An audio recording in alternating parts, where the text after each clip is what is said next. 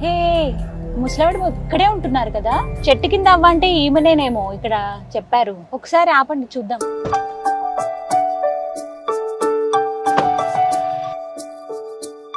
నమస్తే, welcome to Suman TV. గత 15 సంవత్సరాలుగా ఒక చెట్టునే తన ఇంటిగా చేసుకుని ఆ చెట్టు కిందే ఉంటుంది. చాలా బాధ అనిపిస్తుంది. ఒక వీడియో అంటే ఒక స్టోరీ కోసం అని చెప్పి ఇక్కడ దాకా వచ్చి వెళ్తూ ఉంటే మాకు మధ్యలో తిని కనపడ్డారు.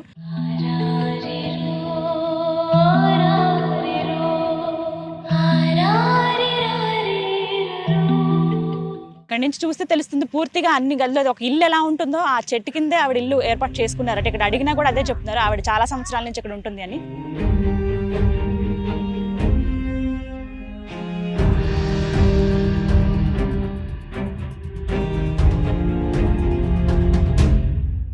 కానీ ఎందుకున్నారేంటో ఆవిడ మాటలోనే విని తెలుసుకుందాం. పదండి, ఆవిడతో కాసేపు మాట్లాడదాం. అవ్వా నమస్కారం, బాగున్నావా? బాగున్నా. ఇట్లా వెళ్తుంటే కనిపించావు నువ్వు. ఇదే మీ ఇల్లు అంట కదా? ఇదే మాది. అదేంటి మరి ఇల్లు లేదా మీకు? లేదు, పడిపోయిందంతా. ఎక్కడ ఉండేది ఇల్లు? ఇల్లు ఉండేది అద్దెంగి దగ్గర, పొరపాటు తాళ్ళూరు దగ్గర.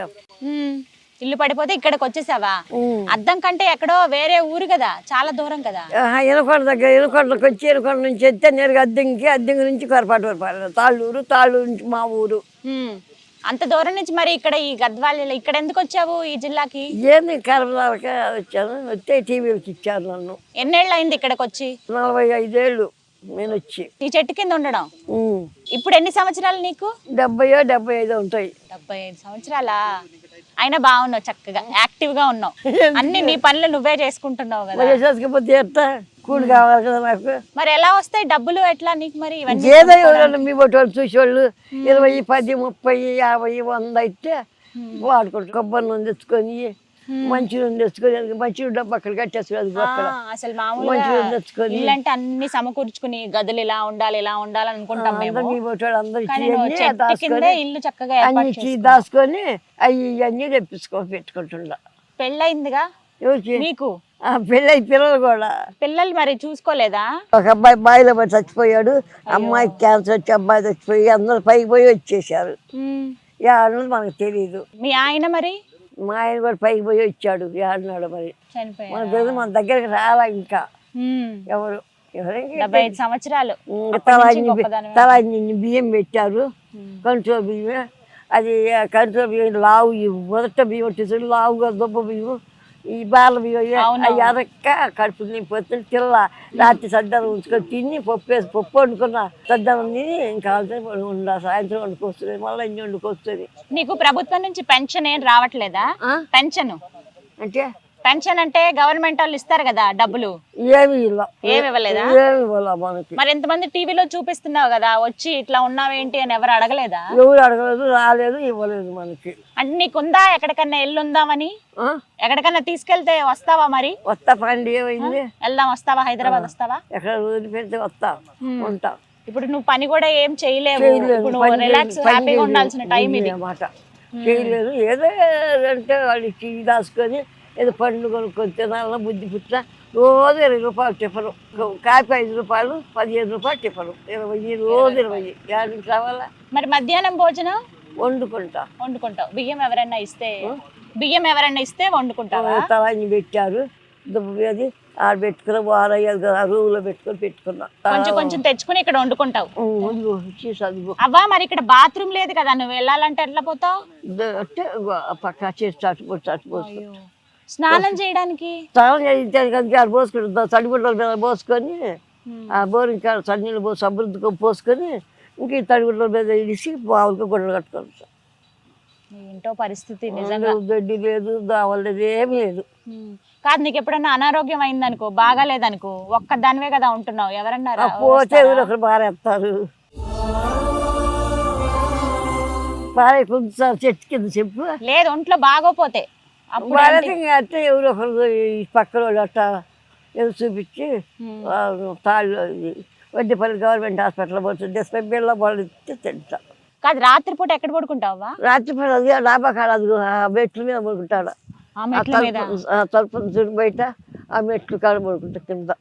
ఇది పట్ట కాదు మరి వర్షం పడింది అనుకో ఎట్లా మరి చెట్టు కింద మొత్తం బచ్చని ఎవరింటి కాళ్ళు పడుకుంటా పడుకుంటూ రమ్మంటారు ఆడ పడుకుంటా పోయి మధ్యాహ్నం పూట బాగా ఎండ వస్తుంది కదా మరి అప్పుడు ఎండ వస్తే అది దాంట్లో ఏమైనా అక్కడికే వెళ్ళిపోతావు కొంచెం ఆకంత రాలిపోద్దమ్మా రాలిపోతే కేసరి డాబాలో కూకుంటా నువ్వు చక్కగా ఉంచుకున్నావు తెలుసా మీ ఇల్లు అసలు మామూలుగా ఇల్లులు ఎలా ఉంటాయి రాగానే వచ్చి కాలు కడుక్కోవడానికి కొంచెం ముందుకు వెళ్తే అక్కడ వంటగది ఉంది ఇక్కడ దేవుణ్ణి కూడా పెట్టుకున్నావు చక్కగా ముగ్గు కూడా వేసావు ఇంటి ముందు నవ్వుతావేంటి నిజంగానే నాకు నేర్పిస్తావా ముగ్గు వేయడం నాకు వస్తుంది ఏదో పిచ్చికేత గీసేస్తా పిచ్చికెత్తలా అంత చక్కగా వేసావు చూడు నాకు నేర్పివా మా అత్తే మనకి పాడం గొప్పదు ఉండలేదు నీకున్న వయసుకి నీ ఓపిక్కి ఒంగుని అంత పెద్ద ముగ్గేసావంటే చాలా గ్రేట్ అవ్వను ఎట్లా కట్ట కానీ మార్చిందంటే అన్నం తినబుద్ధి కాదు ఉండబుద్ధి కాదు చల్లు పేడ ఆడాడ తిరిగి తీసుకొచ్చుకొని చల్తా కళ్యాణ్ చల్తా వీటి కోసం వెళ్ళి పేడ తెచ్చుకుంటావా ఎవరింటికైనా ఎక్కడన్నా రోడ్డు కట్టు బాగా కదా పోయి తెచ్చుకొని చల్లుకుంటా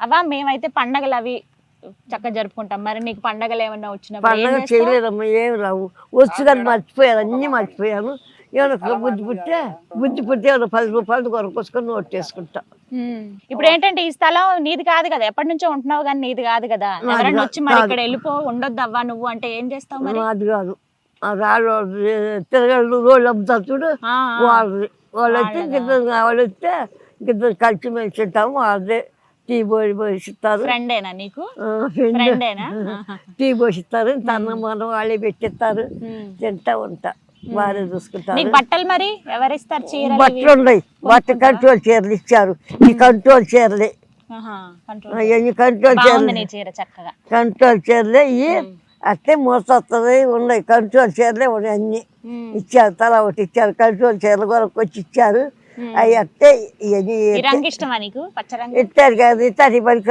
చది కాకటంలా నాచర్లు కావాలి బాగా అవును ఇప్పుడు అలాంటి నాచర్లు పెద్ద అయ్యా కదా నాచర్లు అయితే ఒంటిలో చీర కదా అవును గాజులు వేసుకున్నావు రబ్బర్ గాజులు గాజులు వేసుకొని చాలా పోయి తెల్లంగా పోయి అయిపోయాయి ఎవరైనా వస్తే మరి మీ ఇంటికి ఏం చెప్తావు నువ్వు వాళ్ళకి ఎవరైనా వచ్చారనుకో కొత్తగా నిన్ను చూడడానికి ఇప్పుడు మేము వచ్చాము అట్లా ఎవరైనా వస్తే ఏం చెప్తావు ఎవరు వచ్చిపోయారంట అంతేనా భలే నవ్వుతున్నావు తెలుసా నువ్వు ఎవరు వచ్చిపోయారు హైదరాబాద్ వాళ్ళు గుంటూరు వాళ్ళు వచ్చిపోయారో చెబుతా హైదరాబాద్ వాళ్ళు వచ్చిపోయారు అనుకుంటావా సుమన్ టీవీ మాది Suman TV Suman TV Suman TV నాకు రాదు సుమన్ టీవీ సుమన్ టీవీ చదువుకున్నావా నువ్వు చదువుకోలేదా అసలు పేపర్లో బొమ్మలు చూస్తా మరి టీవీ అలా ఏమైనా చూడాలనిపించింది అనుకో సినిమాలు అవేమన్నా ఎట్లా మరి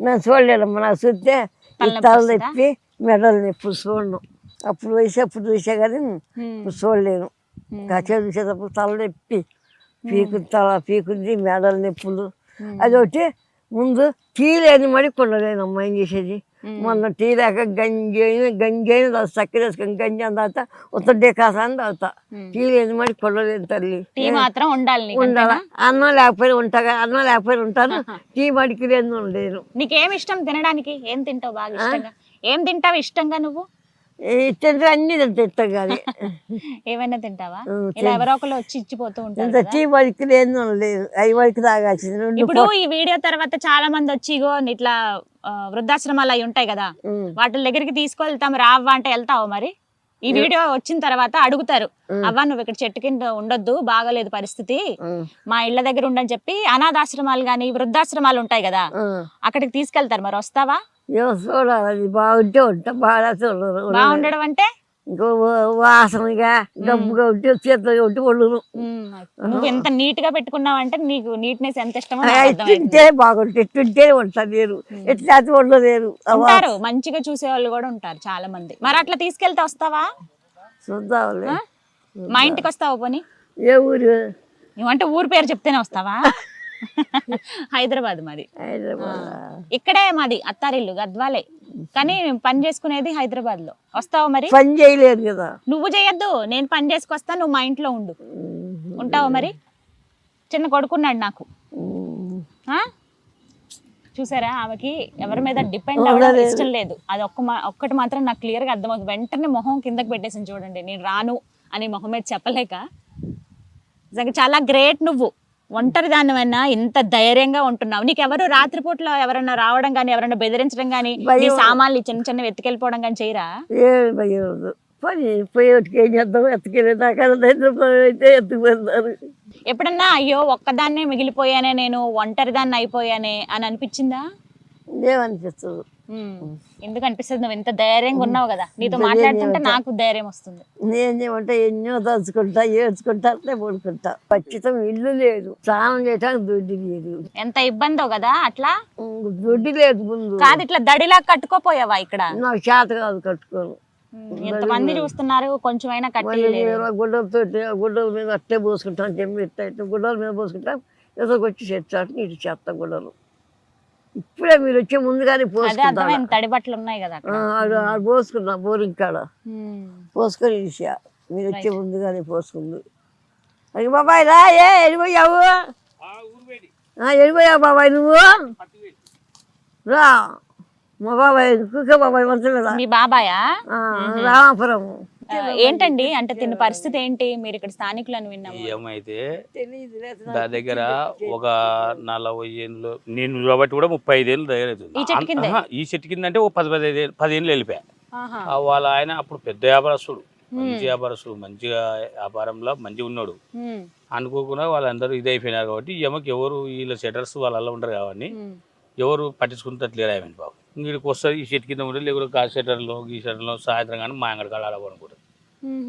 పనుకొని ఆమె జీవితం చేస్తుంది, కాలక్షేపం చేస్తుంది. ఆమె వాళ్ళ బంధువులు ఉండరు కానీ వాళ్ళు పట్టించుకుంటట్లేరు. ఈ ఊర్లో ఉండరు, పట్టించుకోరమ్మా, పట్టించుకోకనే ఎవరు లేరు. ఆమె వాళ్ళ ఇంటి దగ్గరికి వెళ్ళలేదా ఇప్పుడు? అంటే ఇన్నేళ్ళ నుంచి ఉంటుంది కదండి, మరి మీరు అడగలేదా ఇట్లా ఉండమని? అడిగారా మీరు? ఓ చాలా మంది డాక్టర్లు కూడా వేరే వాళ్ళు వచ్చింది.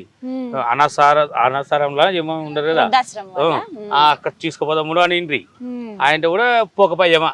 మన మా అల్లుడు ఉండి దుప్పటి బట్టనేమిచ్చి ఫోటోలు దింపించిండే. అంటే ఏంటి తిను ఎక్కడికి రానంటారు, ఉండలేరా? ఉండలేదు. ఏమా ఎక్కడ పోవాలని ఆలోచన చెప్తే కూడా పోలే. ఓ సార్లు ఎంఆర్ఓలు వాళ్ళలో వచ్చిండు, ఓ పారి వాళ్ళ వచ్చిండు కూడా పోలే. మరి అడిగారంటగా పెద్దోళ్ళందరూ వచ్చి, ఎందుకు వెళ్ళట్లేదు? ఇష్టం లేదంట.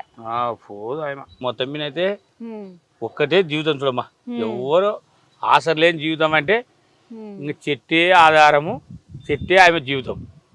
అసలు చూస్తే మాకే ఆశ్చర్యం అనిపించింది. చెప్తున్నారమ్మా, ఉన్న వాళ్ళేమో అట్లా ఉండరు, లేని వాళ్ళకేమో ఇటు పరిస్థితి, ఆమె పరిస్థితి అట్లా ఉంది. ఇక్కడ ఈ షట్టర్లు ఇవన్నీ వీళ్ళవేనా? ఎవరు లేదు, ఎవ్వరు లేరా ఇంకా? మరి అప్పుడు అంత బాగా వ్యాపారం చేశారు కదా, మరి వీళ్ళకి ఆస్తి అంటే ఏం లేదా? ఆస్తి లేదేమో. అప్పుడు పెద్ద అబ్బాయిని వాళ్ళ వీళ్ళ భర్త పేరు పెద్ద అబ్బాయి. ఆయన పేరే పెద్ద అబ్బాయి. ఒడ్ల వ్యాపారము ఎక్కువ భారీ వ్యాపారం చేస్తాడు. అప్పుడు ఒక పెద్ద అబ్బాయి చెప్పినట్టే లారీ ఎత్తి చంపిస్తుండే, అట్లా ఉండి ఆమె చేస్తారు. వాళ్ళ కొడుకు కూడా కొంచెం అమాయకు లెక్క అట్లా అయిపోయాను. కొడుకు ఒక్కడేనా ఉండే? ఇంకా అందరు లేరు. ఎవరు చేస్తున్నామో ఆమె జీవితమే భాగ్యం. చెట్టు కిందే చెట్టు. ఇప్పటికైతే 1-2% ఆమె చెట్టు ఆధారపడకుండా. అదే అంటుంది, ఇంక ఇక్కడే ఉంటాను ఎవరు వచ్చినా. ఎవరైనా వస్తే అబ్బాయి బాబాయ్ ఎవరితో 100 రూపాయలు అయిపోయింది, 100 రూపాయలు తీసుకుంటుంది, 50 రూపాయలు తీసుకుంటుంది. ఆమె మంచిగా ఏదో చేసుకుంటుంది, తింటుంది. మళ్ళీ ఓ ఇంటికాడ పోయి బువ్వ అడిగేది కాదు, ఓ ఇంటికాడ పోయి ఇట్లా చేసేది కాదు. అవ్వా మరి మేము సుమన్ టీవీ తరపు నుంచి వచ్చాం కదా, ఒక వృద్ధాశ్రమం ఉంది, అక్కడ మాట్లాడతాము, అక్కడ చక్కగా నీట్గా ఉంటుంది. వెళ్తావా మరి అక్కడికి? ఏ ఊరికాడ? హైదరాబాద్ దగ్గర. మరి ఇక్కడ ఉంటావా? గద్వాల్లో మాట్లాడమంటావా ఎక్కడైనా వృద్ధాశ్రమంలో? మరి ఎక్కడ ఉంటావు? ఏ ఊరో చెప్పు, ఆ ఊరు అద్దంకి వెళ్తావు. మరి అద్దంకి ఎవరు ఉన్నారు?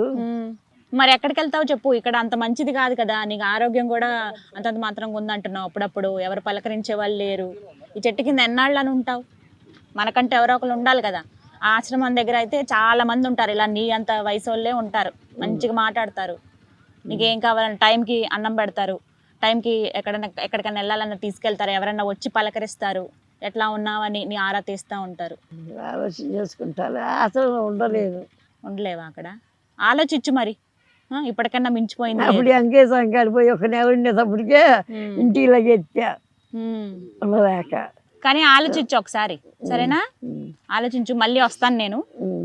ఆలోచించుకుని వెళ్తే మంచిది. నేనైతే చిన్నదాన్నే నీకన్నా చాలా, కాబట్టి చెప్తున్నా, నీ మనవరాల వయసు నాకు.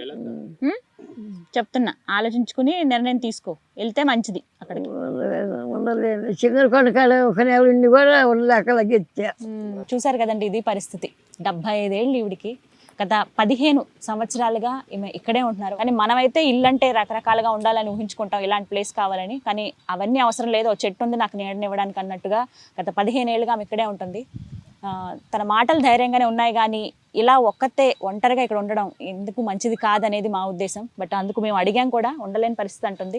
కానీ తనని కన్విన్స్ చేస్తే, కాసేపు తనని కూర్చుని మాట్లాడితే ఖచ్చితంగా ఒప్పుకుంటుందని అర్థమైంది. దయచేసి మీలో ఎవరైనా తనకి హెల్ప్ చేయాలి, మరి ముఖ్యంగా ఒక ఆశ్రమం దగ్గరికి తినకి తీసుకువెళ్ళాలి, మంచిగా ఉండే ఆశ్రమం, తినకి నచ్చిన ఆశ్రమం దగ్గరికి తీసుకెళ్దాం ఖచ్చితంగా. మీరు ఎవరైనా సహాయం చేయాలనుకున్న, ఆశ్రమానికి సంబంధించిన వాళ్ళు ఎవరైనా ఈ వీడియో చూస్తే గనక దయచేసి ఈవిడికి ఒక కొత్త లైఫ్ అని అనుకోవాలి, అక్కడ తీసుకెళ్ళి తనకి హెల్ప్ చేస్తారని కోరుకుంటున్నాం. ఈ వీడియో కూడా ఆశ్రమం వారి వరకు వెళ్ళేలాగా షేర్ చేస్తారని కూడా కోరుకుంటున్నాం. అవ్వా, థ్యాంక్ యూ, మంచిగా మాట్లాడావు. ఎవరైనా వచ్చి వెళ్దాం రమ్మంటే రా, మరి సరేనా? వెళ్ళు అక్కడికి. ఇలా ఉండడం మంచిది కాదు. మళ్ళీ గబుక్కున ఒంట్లో బాగోపోయినా, ఏమన్నా నీకు నీరసంగా అనిపించినా చూస్తారు, ఎవరో ఒకరు చూస్తారు పక్కన. నమ్మకమే నీకు శ్రీరామ రక్ష కదా. పక్కన ఎవరో ఒకరు టీ తెచ్చిస్తారు, ఇంత మంచిలు పోతారు, బొందు వెళ్ళేసిపోతారు. ఈ మున్సూపు గాసగాడు ఉన్నాడు, ఆ పిల్లడైనా చూస్తాడు, కొంచెం మున్సూపు చూపిస్తాడు, వాళ్ళ అమ్మ చూస్తుంది, లేచి లేకపోయినా. సరే మరి, థ్యాంక్ యూ సో మచ్, చాలాసేపు మాట్లాడావు మాతో. సరేనా? బాయ్, మరి వెళ్ళొస్తాను నేను. బాయ్.